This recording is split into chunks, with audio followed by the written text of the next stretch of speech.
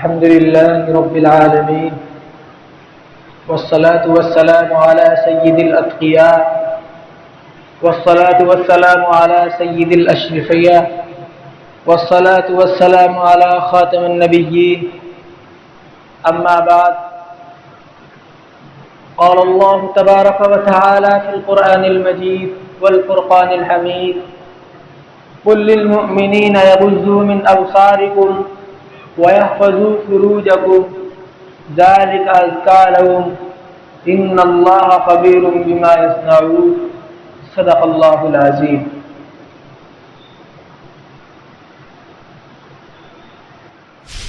اللہ تبارک و تعالیٰ کا احسان ہے، اس کا شکر ہے کہ ہم سب کو نبی پاک علیہ الصلوۃ والسلام کی امت میں پیدا فرمایا، کہ جس نبی کی امت میں آنے کے لیے حضرت موسیٰ کلیم اللہ علیہ الصلوۃ والسلام کی درخواست بھی آئی تھی. حضرت موسیٰ کو اس امت کی فضیلت بتلائی گئی، اللہ کے ساتھ ہم کلام ہوئے، کہنے لگے کہ اس امت کا مجھے نبی منتخب کر دیا جائے. اللہ کا فرمان جب سامنے آیا اور موسیٰ علیہ الصلوۃ والسلام کو خبر ہوئی کہ اللہ فرماتے ہیں کہ اس نبی کے نبی تو منتخب ہیں، فرمایا کہ الہی کائنات کے مالک آپ ہیں، آپ مجھے اس امت کا نبی تو نہ بنائیے لیکن امتی ضرور بنا دیجیے. تو اللہ کی طرف سے حکم آیا کہ اے موسیٰ، اس کے امتی بھی منتخب ہے.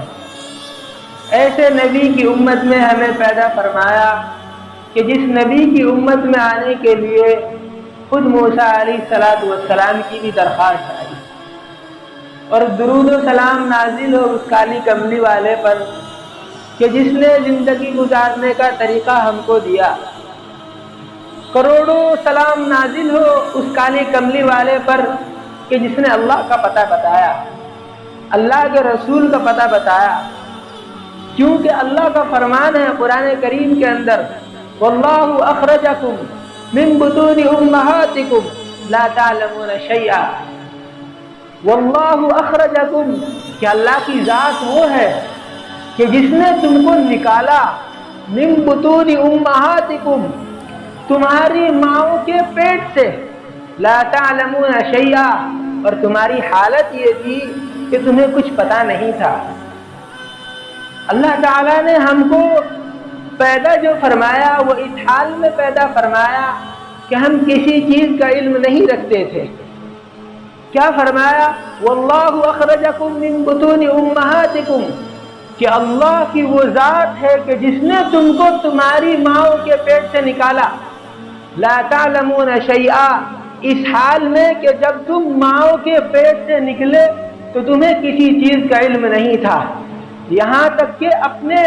مالک حقیقی کو پہچاننے کی صلاحیت نہیں تھی، کھانے کا تم کو تہذیب نہیں تھی،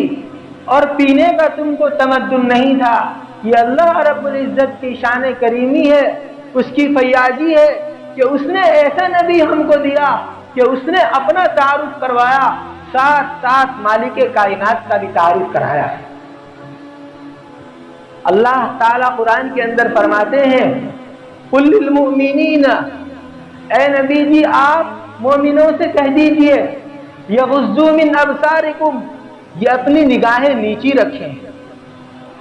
وَيَحْفَظْنَ فُرُوجَهُنَّ، اور عورتوں کو بھی کہا گیا ہے کہ آپ بھی اپنی شرمگاہ کی حفاظت کیجیے.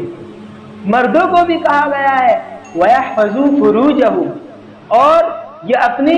شرمگاہ کی بھی حفاظت کریں. اور آگے فرمایا ذَلِكَ أَزْكَىٰ لَهُمْ، یہ ان لوگوں کے لیے بہتر ہے، ان لوگوں کے لیے بھلائی ہے کہ یہ لوگ اپنی نگاہیں بھی نیچی رکھیں، یہ لوگ اپنی شرمگاہوں کی بھی حفاظت کریں. ذَلِكَ أَزْكَىٰ لَهُمْ، یہی ان لوگوں کے لیے بہتر ہے، یہی ان لوگوں کے لیے اچھا ہے، اس کے اندر ان لوگوں کی بہتری اور خوبی ہے. اور اگر یہ نہیں مانتے، ان اللہ خبیر بما یصنعون، اللہ کی ذات وہ ہے کہ جو کچھ یہ کر رہے ہیں سب اللہ کے علم کے اندر ہے۔ میرے نبی پاک علیہ الصلوۃ والسلام نے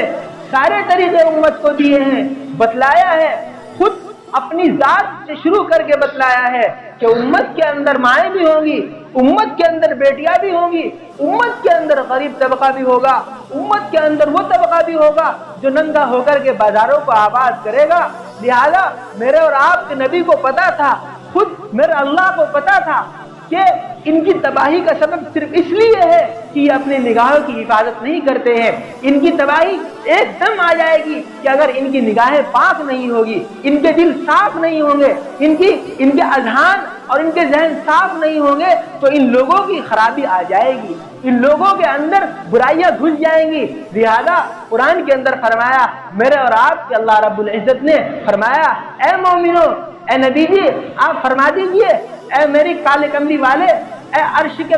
کے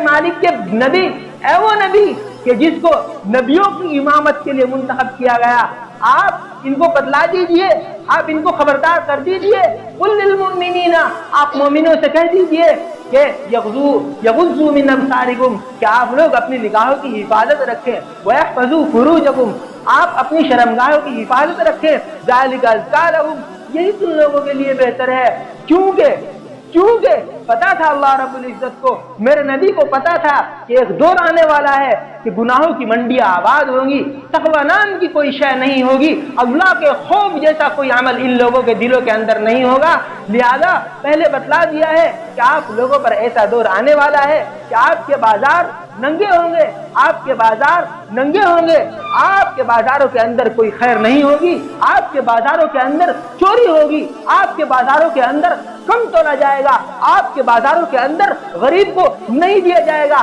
آپ کے بازاروں کے اندر مالداروں کو جگہ دی جائے گی، غریب کو دھتکارا جائے گا، آپ کے بازار ایسے ہوں گے کہ وہاں پر غریب آدمیوں کو کوئی پروٹوکول اور عزت نہیں دی جائے گی۔ لہذا میرے اور آپ کے نبی نے فرمایا کہ اے مومنو، اللہ کی طرف سے حکم ہے، اللہ کی طرف سے یہ عتاب ہے، اللہ کی طرف سے تم کو یہ نصیحت ہے کہ آپ لوگ اپنی نگاہوں کی حفاظت رکھیں، آپ لوگ اپنی شرمگاہوں کی حفاظت رکھیں، یہی آپ کے لیے بہتر ہے، یہی آپ کے لیے خوبی ہے۔ اور اگر آپ نہیں مانتے ہیں، ان اللہ خبیر بما یصنعون، اللہ کی ذات وہ ہے جو تم کرتے ہو ہر ایک سے میرا اللہ باخبر ہے۔ معزز سامعین، گزارش ہے کہ جس کے پاس اگر مارکس ہے تو وہ لگا لے،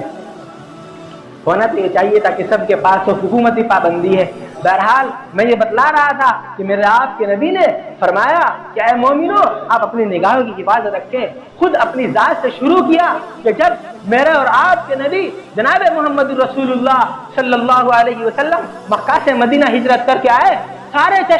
سارے مدینے والے چشمے برا تھے، سب آپ کا انتظار کر رہے تھے کہ نبی آنے والے ہیں، سب یہی چاہ رہے تھے کہ آپ ہمارے یہاں مہمان بنے، آپ ہمارے یہاں تشریف لائے، لیکن آپ نے فرمایا کسی کے یہاں نہیں جاؤں گا، کیونکہ اگر ایک کے یہاں چلا گیا دوسرے کا دل ٹوٹ جائے گا، اگر دوسرے کے یہاں چلا گیا تیسرے کا دل ٹوٹ جائے گا اور امت بکھر جائے گی۔ میرے نبی نے فرمایا کہ جہاں میری اونٹنی بیٹھ جائے گی وہاں قیام ہوگا، اور اونٹنی بھی کہاں بیٹھی؟ جس گھر کے اندر پہلے سے 3-4 دن کا فاقہ ہے۔ حضرت ابو ایوب انصاری رضی اللہ تعالی عنہ کے گھر کے دروازے پر یہ اونٹنی بیٹھتی ہے، جا کر کے دیکھتے ہیں اتنا برا عالم ہے کہ کھانے کے لیے کچھ نہیں ہے، پینے کے لیے کچھ نہیں ہے۔ بہرحال وہاں اہتمام ہوا، بتلانے کا مقصد یہ ہے، میرے نبی نے فرمایا ایوب تم اپنے اہل خانہ کو لے کر اوپری منزل پر چلے جاؤ، نیچے ہم رہیں گے۔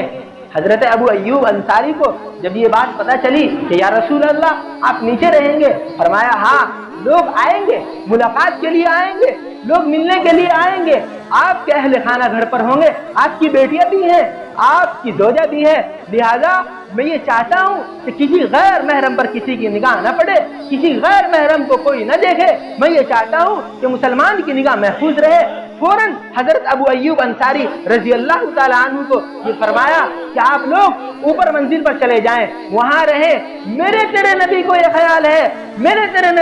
خیال ہے کہ کسی امت کے فرد کی کسی غیر مسلم کی یا کسی مسلمان کی بیٹی پر نگاہ نہ پڑے، کسی مسلمان کی زوجہ پر نگاہ نہ پڑے۔ خود میرے تیرے نبی پردے کا اہتمام فرماتے ہیں اور حضرت ابو ایوب کو فرما دیتے ہیں کہ آپ لوگ اوپر چلے جائیے، ہم لوگ نیچے رہیں گے، یہاں لوگ ملنے کے لیے آئیں گے، آپ کی زوجہ پر، آپ کی بیٹی پر، آپ کے اہل خانہ پر کسی کی نگاہ نہ پڑے، کسی کی نگاہ نہ پڑے، کیونکہ جس مسلمان کی نگاہ آوارہ ہو جائے، جس مومن کی نگاہ آوارہ ہو جائے، زندگی کے اندر وہ کچھ نہیں کر سکتا۔ امام شافعی کا فتویٰ ہے کہ جس شخص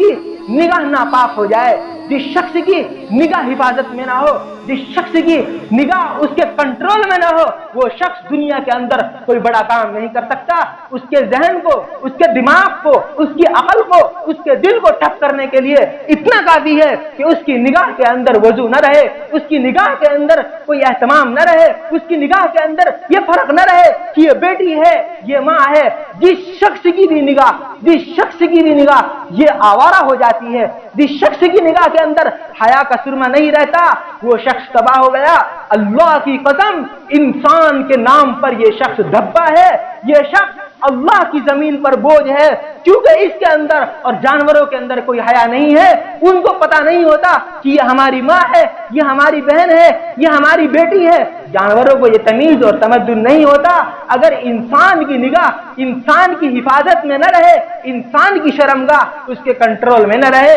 تو یہ شخص تباہی کا شکار ہو جائے گا، بربادی اس کے قدم چومے گی۔ اور یاد رکھو، یہ شخص دنیا کے اندر رہتے ہوئے کوئی بڑا کام نہیں کر سکتا۔ میرے اور آپ کے نبی نے پہلے بتلایا ہے کہ نگاہ کی حفاظت ضروری ہے۔ جس شخص کی نگاہ کی حفاظت نہیں ہوتی، وہ شخص تباہ ہو جائے گا، وہ شخص برباد ہو جائے گا۔